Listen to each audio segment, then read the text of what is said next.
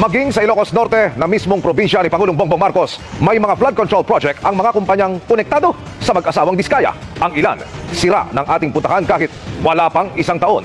Nakatutok live si Rapid Viva. Emil, nandito nga ako sa isa sa mga nasirang flood control project na konektado sa mga Diskaya dito sa Ilocos Norte. Ilang buwan pala daw ito ng rumagasa at dumaan dito at nasira ito ng bagyong Egay. Ang kapuna-puna ay magkakadikit at halos pare-pareho ang presyo ng mga proyekto rito.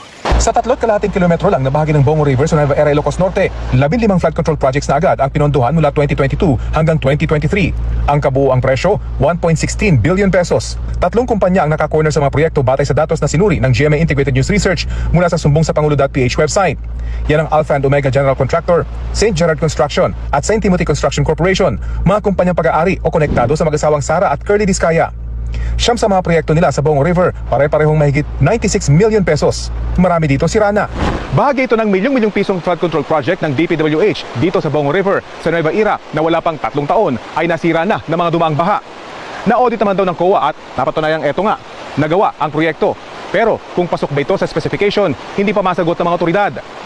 Maliit lang sirang bahagi ng river wall na ito, pero sa kabilang pampang, washed out ang malaking bahagi ng halos bagong gawa at konkretong river wall. Wala pa isang taon mula nang matapos ang proyekto, sinira na ito ng bagyong Egay. Hininga namin ng pahayag ang mga opisyal ng munisipyo, pero wala nilang pwedeng sumagot sa aming mga tanong tungkol sa proyektong ayon sa kanila ay hindi dumaan sa lokal na pamahalaan.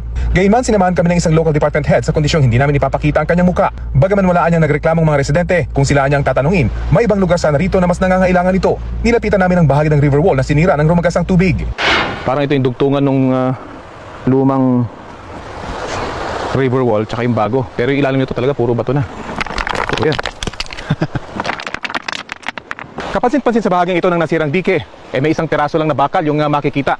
At yung kapal ng semento sa ibabaw nito, ilang pulgada lang. Ang ilalim nito, puro bato na. Pero hindi lang sa Bongo River may proyekto ang mga kumpanya ng mga Diskaya. Katunayan, sa 36 na flood control projects sa Nueva Ecija, 32 ang pinaghati-hatian ng 5 kumpanyang konektado sa mga Diskaya. 16 sa proyektong ito noong 2022 hanggang 2023, pare-parehong nasa mahigit 48 million pesos ang halaga.